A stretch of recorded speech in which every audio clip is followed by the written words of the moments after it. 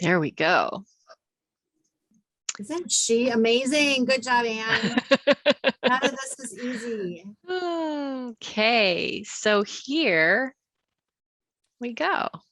Take it away, Sandy. All right. Hi, everybody. It's such an honor to be here and see each of you. Thank you for sharing your time. I believe that it's through coming together in community that we walk through this collective experience together. We walk through blizzards together, we move through blizzards together, and we move through this experience together. And by leaning into each other, we all get to support each other and be of support to each other. And by sharing our own truths, we allow an opening of doors for others to share their truths as well. So thank you for having me. Let's see here. I have a little box that's covering my field. But just to share, I'm Sandy McGurran. I've been a social worker for 30 years, working predominantly in the healthcare field. Working predominantly with seniors, adults all the way through and up to transition to hospice care, end of life. And I've been working at Fairview, or now Accent Care Fairview Home Health and Hospice, for 10 plus years. And as Anne shared, I was so fortunate to be out in the field with Corey. Corey is an occupational therapist, myself as social work, going into people's homes and providing care and support to them. In addition, I am a certified health coach. I'm a yoga instructor, and a Reiki energy therapist, and an advanced practice aromatherapist.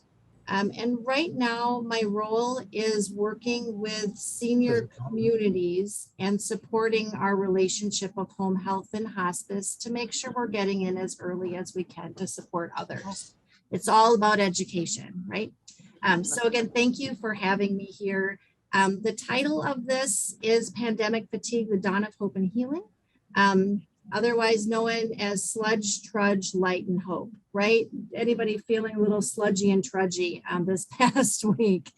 I really appreciate what Anne said. She and I spoke back at the beginning of the year, just as I was changing my topic and my intention of this this training, this education. My previous training all last year had been called Pandemic Fatigue, Let Resiliency Be Your Superpower. Talking and walking people through experiences on how to stabilize themselves and move through the pandemic. But maybe about November, December, we started seeing some light and some shift. And I thought it's time to start focusing on healing and on hope and moving around the mountain.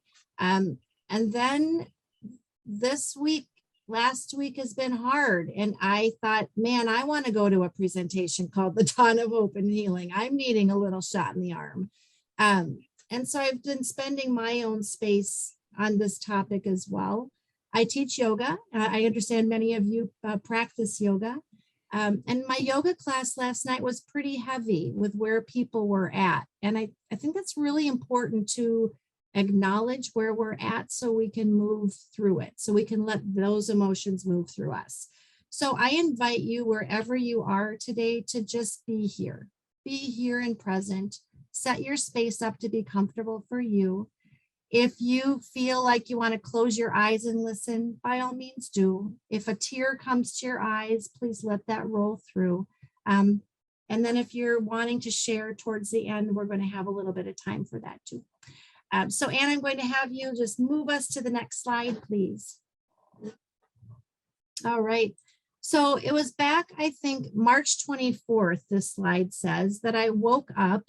I had been managing a team of 17 social workers in home health that supported itty bitty babies all the way through chronic and acute disease or challenges, and through into hospice care. And by March 24th, we were in it, right? We were in the pandemic. And I woke up that morning, or let's see, I went to bed that night and I saw this quote by Brene Brown, who's one of my gals. Her book is always by my side with words of wisdom when I'm feeling empty and smiling. I know she likes Brene, I can tell. So Brene said this to me and I took it to heart. This pandemic experience is a massive experiment in collective vulnerability. We can be our own worst selves when we're afraid, or our very best, bravest selves in the context of fear and vulnerability. Rather, in the fear of vulnerability, there is often very little in between, because when we are uncertain and afraid, our default is self-protection. We don't have to be scary when we're scared. Let's choose awkward, brave, and kind. And let's choose each other, right?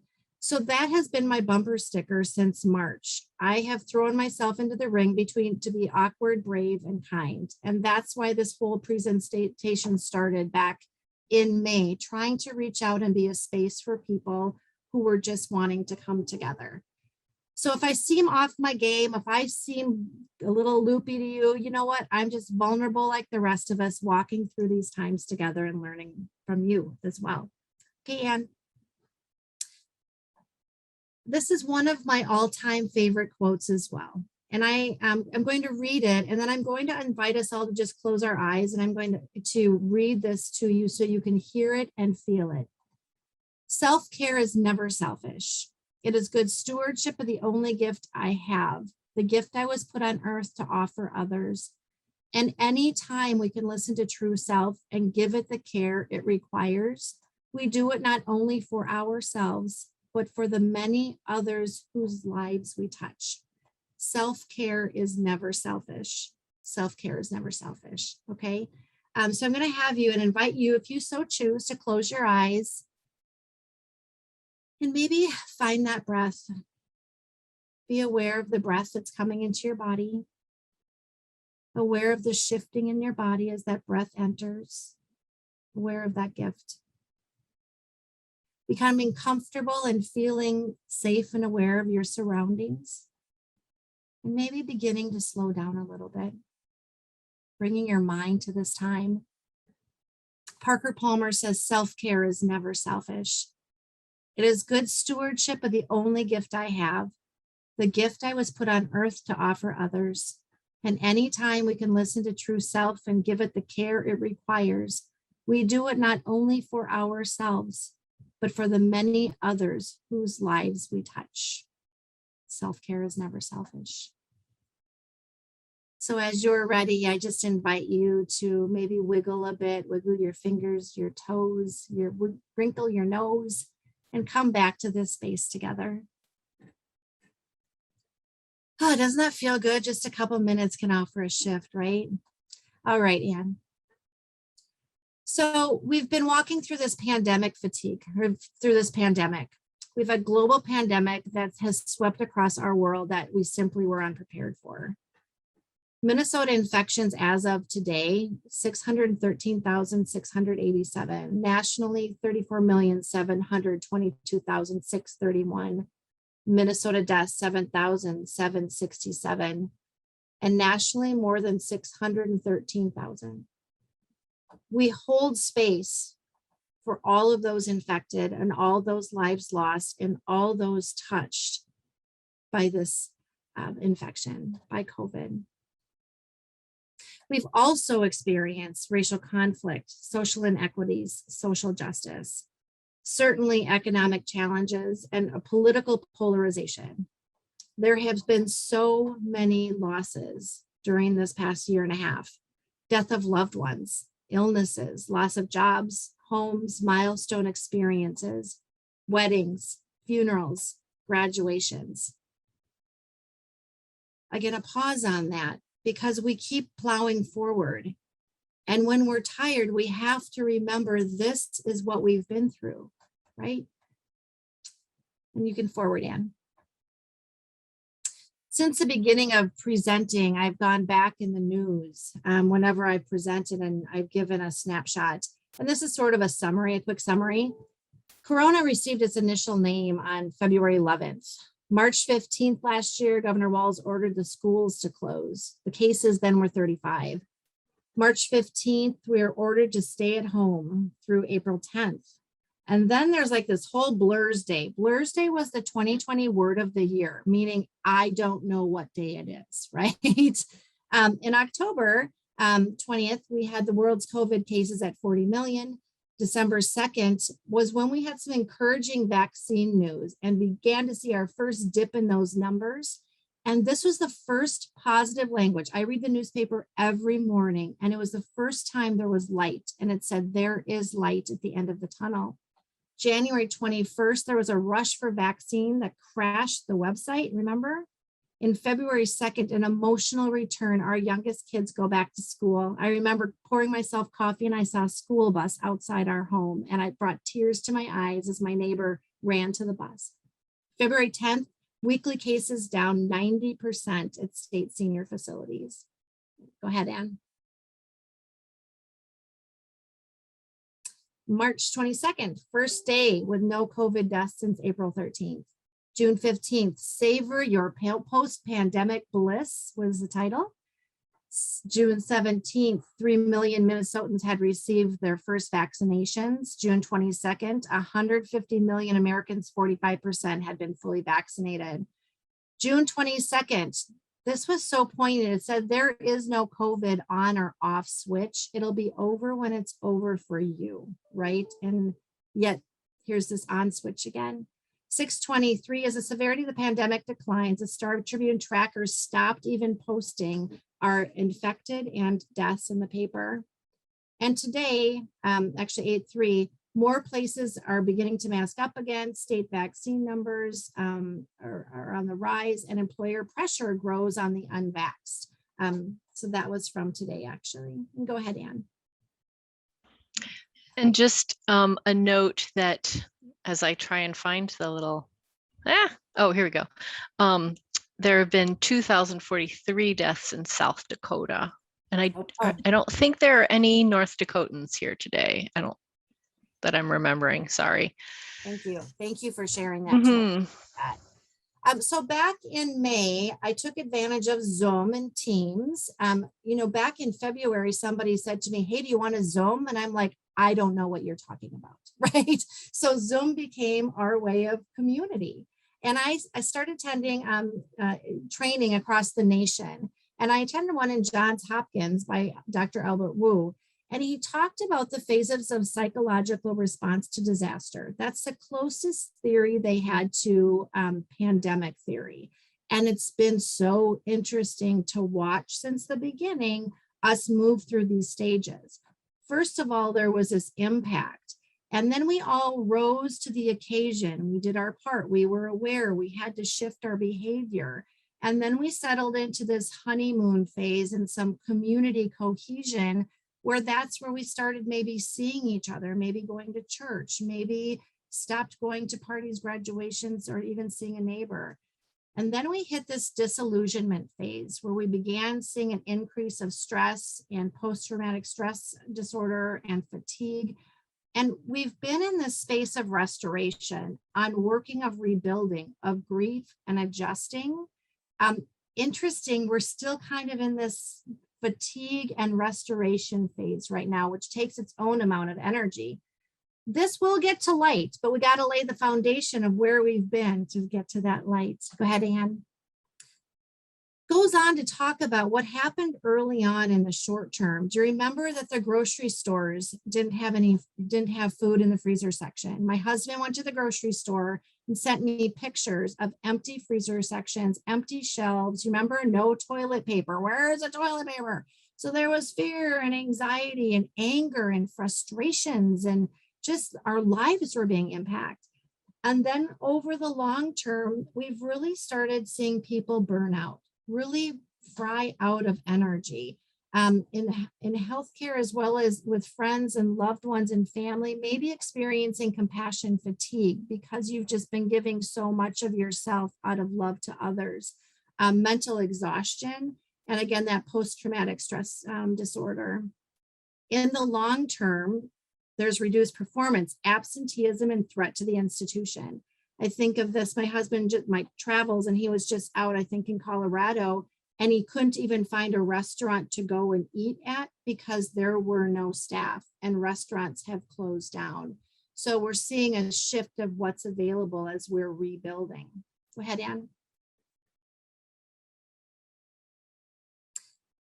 Found this article about hope and trauma and maybe some of the emotions we've traveled through during the year. This was an article by Daniel Dresner of Tufts University, experiencing early on fear and anger and loathing, frustration, exhaustion as we hit summertime, stasis in August, anger, and then in October, this depression and isolation as we were heading into Thanksgiving and into the holidays. Like, it will change. I won't see my people. And then in December, adaptation. In January, detachment. And then it was, like I said, for my personal self, January, February, we started seeing that hope and that light and that shift in the pandemic. Go ahead, Ann. Oh, can you go back a second, please? See this crack in this picture that's here was on one of the walks I take regularly every morning when I was feeling like everything around me was just cracking and falling apart. And Brene Brown talks about FFTs, first flipping times, right? So things were kind of falling apart, yet we're all having to figure out new systems, new ways of functioning and doing things. How about the grocery? How about getting groceries or going to the doctor? We're all doing that online. Lots of learning.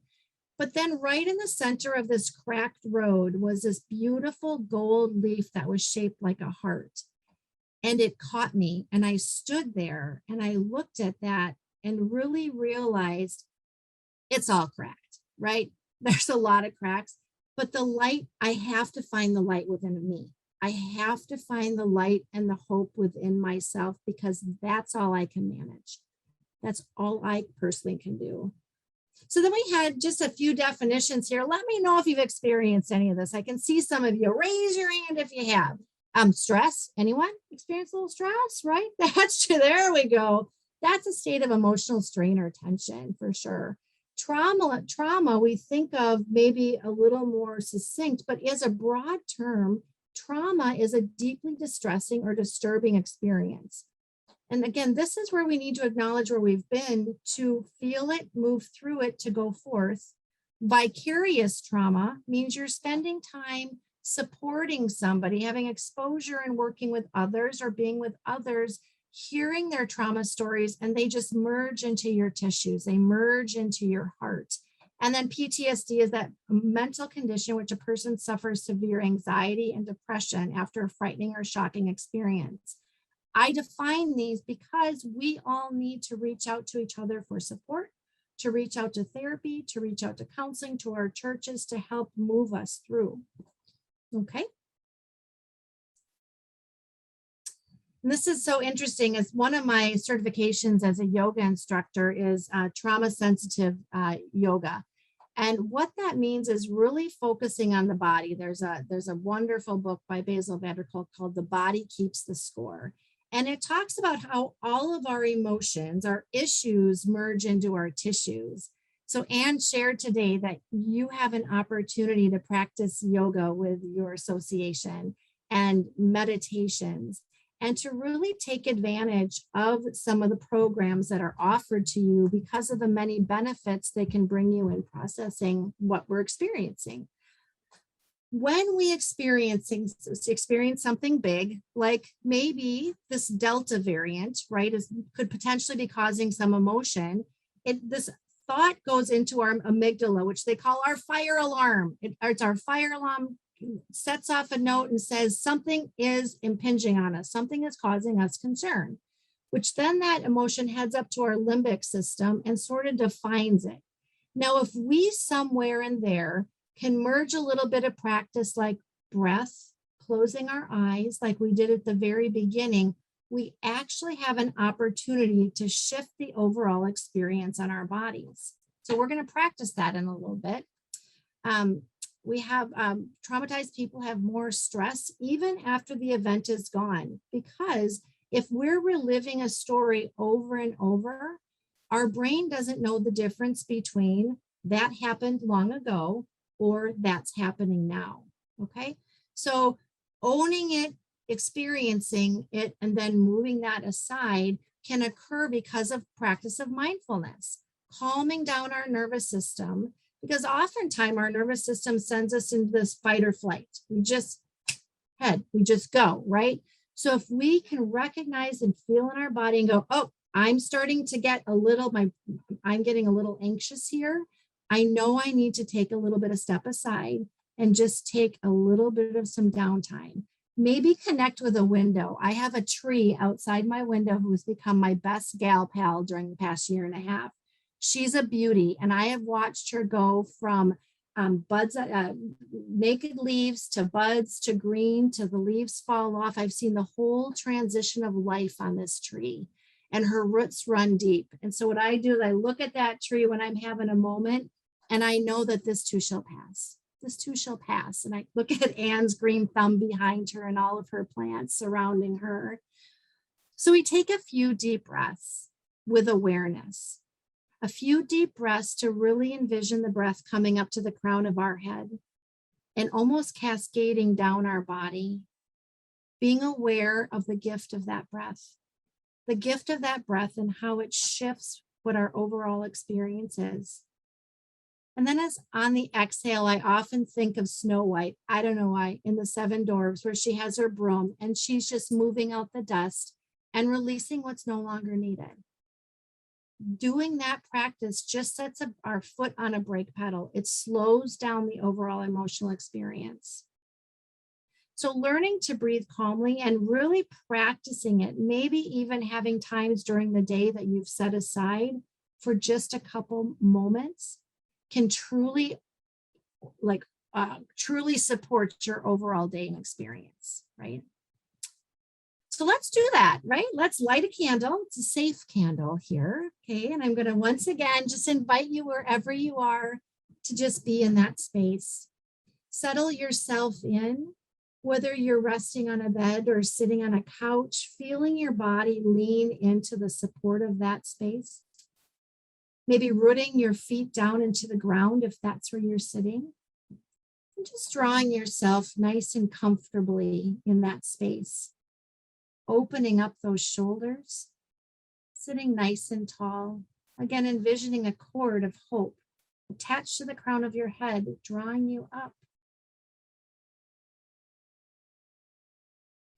And as you're ready, I invite you to take another breath, drawing the breath into your body, letting the breath cascade up to your mind and encircle around your mind, almost like a warm blanket on a cold February day, offering your mind comfort and support. And exhaling and releasing, of course, whenever it works for you. As you draw in the next breath, letting the breath cascade from the crown of your head down your shoulders, your arms, your core, your belly, your legs, down your feet. And as you exhale at your pace, again, letting go of anything no longer serving you, releasing. And again, drawing that breath in, the largest breath you've taken thus far all day, with gratitude for that breath and the wisdom of that breath and the ability to release and relax and let that go. I'm going to invite you back again with a wiggle of your toes, your fingers, your nose, coming back to this space and opening your eyes at your pace. Or guess what? You're on Zoom. You can keep them closed the whole time if you want. Your choice. Go ahead, Anne. So many of you may be aware of the stages of grief, processing through what we've experienced. Elizabeth Kubler-Ross and Dave Kessler worked together, and Elizabeth Kubler-Ross has been around a long time. I did my bachelor's degree in La Crosse, Wisconsin, if there's any Wisconsinites out there. And I learned about her back in 1987 at the loss of my grandma. And it was so reassuring to know that there were stages. But let's be clear, these are not stages that are linear. These are stages like an ocean with waves or circles that come in and go. And again, as I was thinking about speaking today, it brought me back to, that's right, stages are not linear. I'm back in a space of maybe some sadness again, right? Or maybe a little bit of anger to be truthful, right? So it means I need to go back to those spaces and walk through. So when we think about stages of grief, first of all, there's this denial, this shock and disbelief. I can't believe what just happened, right? And then there can be an anger, a frustration, which leads into this bargaining of all the what ifs and the regrets and the if this, then that's, transitioning that into this depression, the sadness from loss. And remember, when I'm talking about loss, I'm talking about maybe the loss of someone we love. But with a pandemic, I'm also talking about loss of experiences, right? Maybe loss of jobs, loss of homes, loss of experience. But David Kessler was working with Elizabeth Kubler-Ross and said that an additional stage, which is also important, is the finding meaning and transforming grief into something else. That's my leaf in the cracks. Life has cracks, but are we able to find that light or the learning to be able to transform and take away and to make it something new? I call it the curriculum of life, right? The curriculum of life in this university of pandemic. How have we shifted? How are we deeper people because of the experience? Go ahead, Anne. Kind of like my Vanna. Anne is my Vanna White of the Wheel of Fortune. All righty. So as we're finding meaning, again, it's going back to acknowledging the losses and grief that we've experienced during the year and a half, right? Not just plowing forward, but spending time there, naming it, feeling it. Our little faces are covering my quote here, but there's no meaning in losses from outside. The meaning from that experience comes within. You all get to name it, and it's possible to grow through it. I like how David Kessler calls it PTSG instead of PTSD. Okay, PTSD is that disorder, but PTSG is the growth. So I'm going to have you go ahead one slide because we're going to experience this a little bit. All righty. So we talked about some of those stages, and during this next little bit of time, if you are able and have a piece of paper around you, could you pull out a paper or envision something in your mind? Okay, we're going to do a little exercise here. And again, I'm going to bring you back to that space of closing your eyes, grounding yourself as we've done by feeling the bed, the couch, your chair underneath you, holding you. Envisioning roots coming out of your feet and stabilizing you in this place. Again, drawing that beautiful breath in, feeling a cascade through your whole body, exhaling at your pace.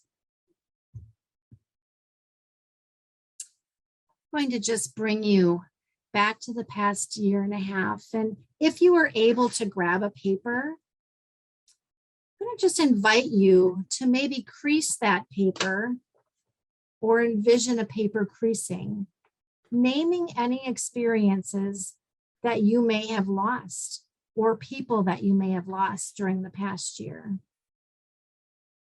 I'll give an example of our middle daughter graduating from college, and I couldn't be there. We had to watch that on the computer.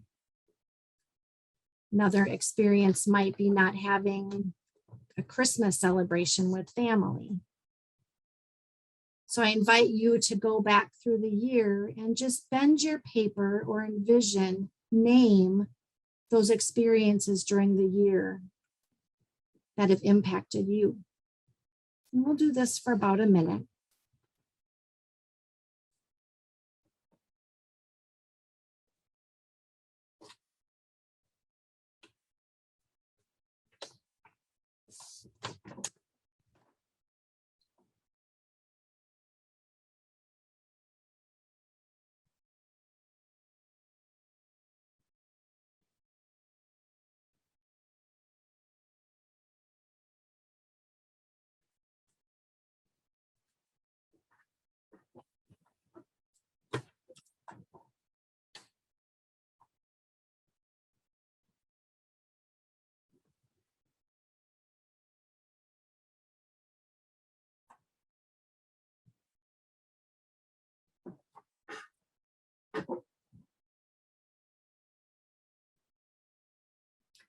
And as you're ready, I once again invite you to come back,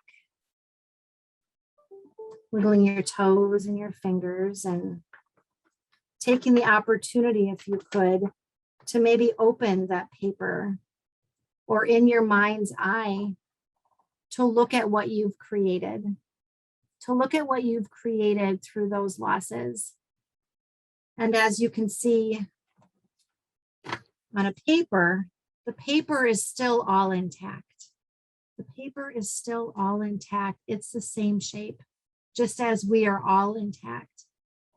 What shifted are the creases that are now in the paper, or the creases or the cracks that are within each one of us. I think of this as almost an opportunity to bring out colors if you want to do something later with your paper and create almost a stained glass portrait. You're new. You are new. And are there learnings from what you may have experienced this year? Recognizing a depth of growth within yourself. And I am going to open it up here if anybody would be willing to share a loss and maybe the growth from that experience. About a Japanese bowl, and the Japanese bowl is cracked. There are cracks in it, and the cracks are filled with gold. And that's what makes the bowl so much more beautiful, are the gold, that the light, the hope I feel that are filled in those cracks, that experience, those experiences. So thank you once again for experiencing that. All right, Anne. Vanna. Oh, I think you have to share the screen.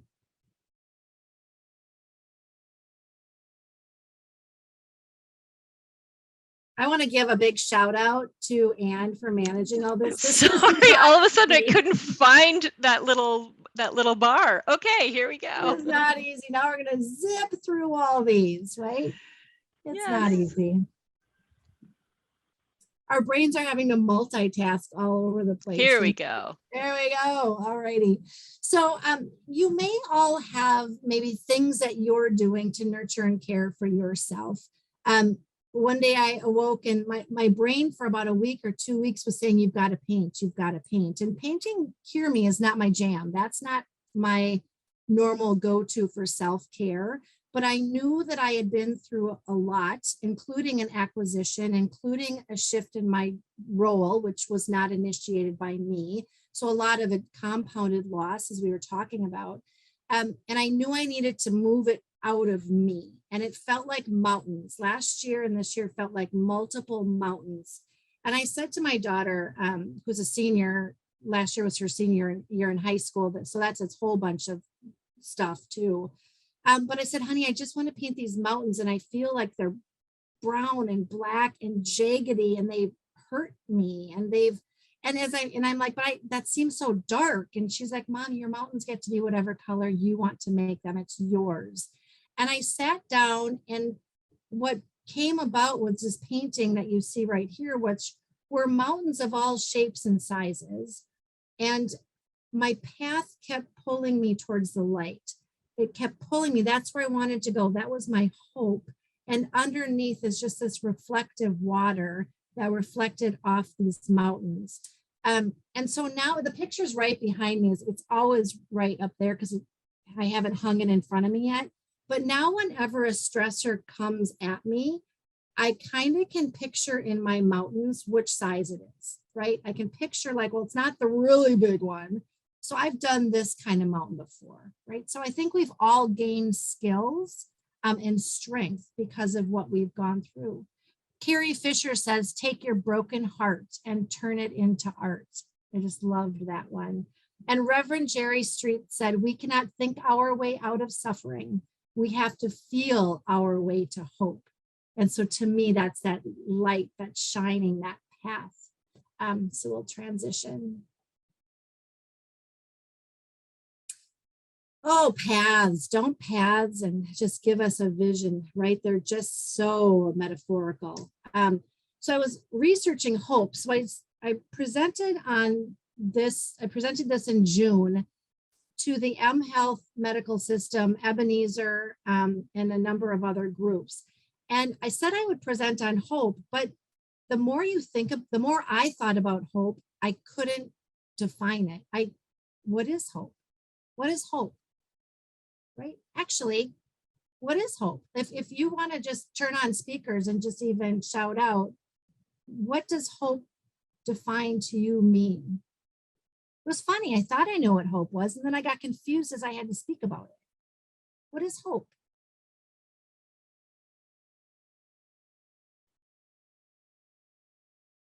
Okay, well, that's how I felt too. So I hear you. Charles Snyder said, hope is not warm and fuzzy. And to me, hope is, it's the sun in my body. It's light, is how I envision hope.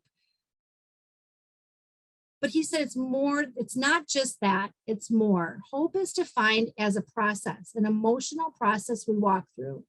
It's knowing where you want to get to. It's sort of a goal. I know where I want to go, right? If we think about my painting, those mountains were a whole bunch of hard last year, but I knew in my head I wanted to get to light. It's having a pathway. It's having a plan. And sometimes it's having a plan A, a plan B, and then what I call the plan pasta, like where it's all over the place, right? We just sometimes don't know how we're going to get there, but we're going to work towards that goal. And then it's having the belief in yourself, in ourselves, to stay on that path until I arrive.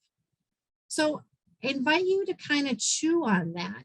Hope, what does that mean to you? What is your light? What are you aiming for? What's the picture that you can paint in your mind's eye, or maybe pull out some crayons or paint or clay if able, or talk through with somebody, or even listening to music. What does hope mean to you, and where are you going? What does it look like? I think for me personally, the past couple of weeks, hope was that we weren't wearing masks anymore. Hope was that I got to see people's faces again, their smiles. Hope was being able to maybe, hope was our youngest daughter's going to college. Hope was that she was going to be able to get there, right?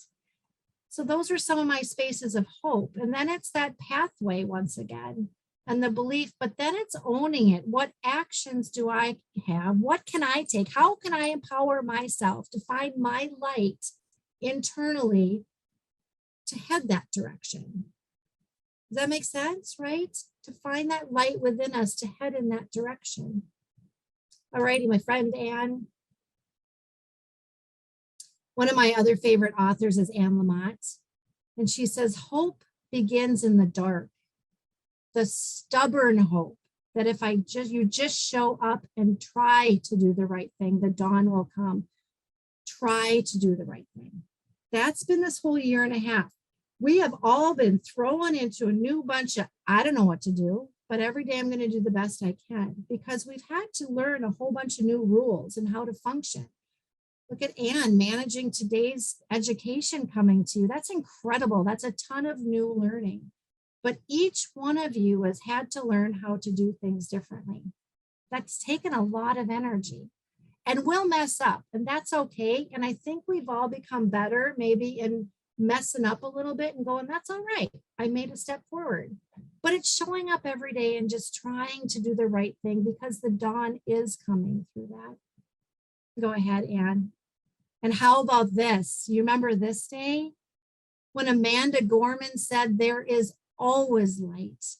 If only we're brave enough to see it, and if only we're brave enough to be it. There's always light, okay? So maybe right now we're back in the news and we have all kinds of stuff regarding the Delta coming at us, but there's still light there. It may be shadowed for a little bit, but spend time in that space. Feel where you're at, and then see what else around it is illuminating it, is shining it. An example, last night, Lily and I went to Target to do a purchase for her heading to school. And probably 50 to 60% of all shoppers yesterday at Target were masked up. We knew how to do it and we were doing it for each other. And I was overwhelmed by that generosity of spirit toward greater good, right? So we've been there, we've learned, we're going forth. There's always light if only we're brave enough to see it, if only we're brave enough to be it. The light of people's spirit that are leaning out and asking others, what can I do for you? How can I help you? The light of just the awareness of being present for each other, of coming together. You guys, you all showed up today to be together in community. That is light. That is light. And that's how we're going to move through this collectively, not alone, not solo. We're going to lean in. And again, Brene Brown talks about vulnerability and courage and stepping forth and being open to take on that courageous voice of where you're at, to allow others to open the door to be there as well, to be in a safe space where we can all talk together and lean in, love each other, so we can continue moving through this. We will, we have, and we will. There is always light if only we're brave enough to see it. There is light if only we are brave enough to be it. So that's where I'm closing this afternoon. I would love to just open it up. I know we have a few minutes to just give space for your wisdom. I'm just a gal trying to be awkward, brave, and kind. That's what I'm trying to do, throwing myself out here. You all have your own experiences. Thanks again to Sandy for coming to speak to us from Accent Care Fairview. And thanks for everyone for joining us. Be well.